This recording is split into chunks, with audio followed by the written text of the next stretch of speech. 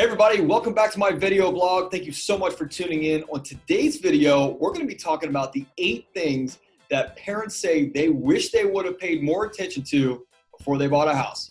Stay tuned, this one's good.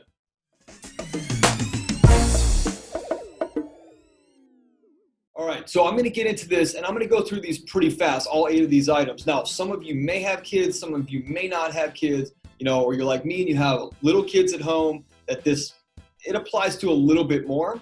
But remember, if you don't have kids or your kids are grown, and a lot of these don't apply to you, they may apply to the people that are going to buy your house next, or that may buy the house that you're thinking about buying later on if you're not planning on having kids or anything like that. So these are important for everybody in terms of real estate investment and safety for your kids. Number 1, bedroom placement. When I didn't have kids, I never thought about this when we were selling homes to all of our great clients. However, now having a kid, I want everybody to be on the same level, and we want, baby within earshot so that you can tend to her if you need it. However, there are parents that want a separate space, completely separate, like a Cape Cod, and they have the top, and the kids are on the first floor.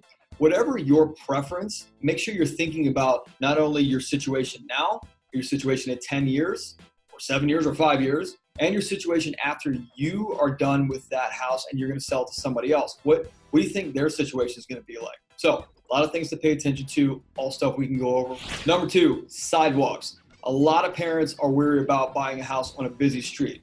I've seen that. I've experienced that. House can be everything you want, and busy street, we're out. It's a deal killer. Now, cul-de-sacs, no problem. As long as it's not a through street, we're good. Now, the second, and I think most popular, honestly, because there's obviously not as many cul-de-sacs, is sidewalks.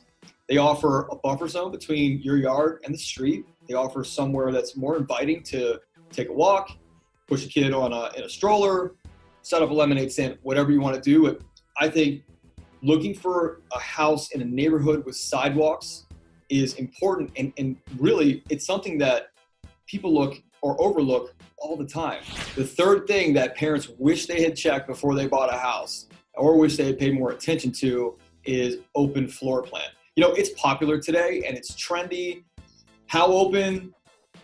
Walls in the middle, open this way, not open this way, it's up to you, and that's your preference. However, I know our personal preference was, if we're hanging out in the kitchen or we're in the family room, we want to have clear sight lines. That was the number 1 thing, and that's what I can tell you. 80% of our clients with little kids, they prefer open sight lines to be able to see their kid in the dining room, living room, the kitchen, wherever it is. Older houses are boxed up, and you're in a different room than your kids if you're just one room away. So more modern houses, a lot of younger parents and parents of younger children are looking for more open floor plans. So the 4th one, easy sight lines in the backyard. I'm not going to go into too much detail, but if your backyard is a sheer hill, probably not the best for little kids and or your future buyer. If your backyard is tight up on a road and you have a ton of side yard, you want to make sure that wherever you're working, and most people are just working in the kitchen, preparing dinner, lunch, things like that, doing chores, you got a good sight line out to that side yard or that backyard. Just keep an eye on the kids while they're doing whatever they're doing, playing on a playground or kicking the ball around. Number 5, we kind of talked about it in number 4. It's a flat, level yard. A lot of parents who bought on a hill, actually 53% of parents who bought on a hill with kids under 5 say they regretted it. That's huge. So remember, if you regret it, your buyer is going to regret it. And obviously, we want to help you into a home that's going to be the place that you stay and you make memories and create amazing experiences together. At the same time, we also have to keep cognizant that it is an investment and it's something that someone else is going to want someday when you don't need it or it doesn't serve you anymore. All right, number 6 is hot areas or hot spots. How a house gets heated can be a problem area too. Let me tell you what I mean. So more for older homes with a baseboard heater, a radiator heater, or an older HVAC system that has huge floor vents, not like the regular register, but huge floor vents that are blowing hot air, especially from a lot closer to the heating source than, let's say, traveling throughout the house through all the registers and vents. So This can cause burns. This can cause respiratory issues because the air is much drier. A lot of different things to pay attention to here. But if you're buying an older home, you want to watch out for these things called hotspots. If you want to know more information, give me a call. I've had a lot of experience with it. We can totally walk you through it.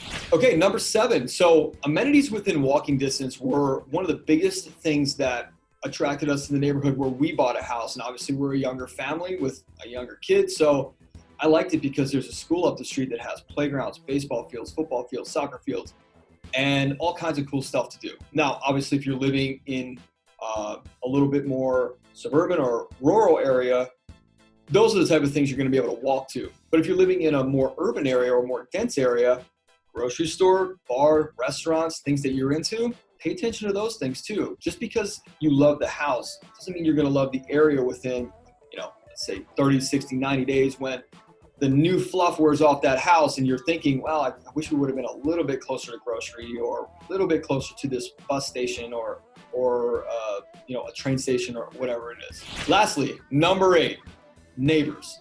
And what do we mean by that? Well, you're not gonna be able to pick all your neighbors and you're not gonna be able to understand or know all your neighbors. And we've sold hundreds and hundreds of houses, and I don't think that more than 5% of people will go with me and knock on the door of the next door neighbor on either side just to meet them before they put an offer in, which is totally fine, by the way. The neighbors go with it. I'm talking about the stuff that none of us want to talk about: sex offenders, drug dealers, things like that. So it is your responsibility, not your agent's responsibility, to let you know about crime stats, school stats, and sex offender stats. And you can find that stuff very, very easily online. So if you like a specific neighborhood, go on and look at that stuff. Look at the school marks, look at the crime, and look at the sex offender registry. That's going to be huge, especially for you, obviously, living in the house and your time there. And then in the future, when you sell it, it's going to be important too. So that's that. All 8 things that parents wish they would have paid more attention to before they bought a house.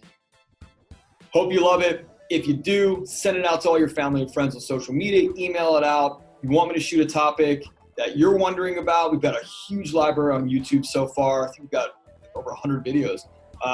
Let me know. I'd be happy to reach out. Call, text, email, private message.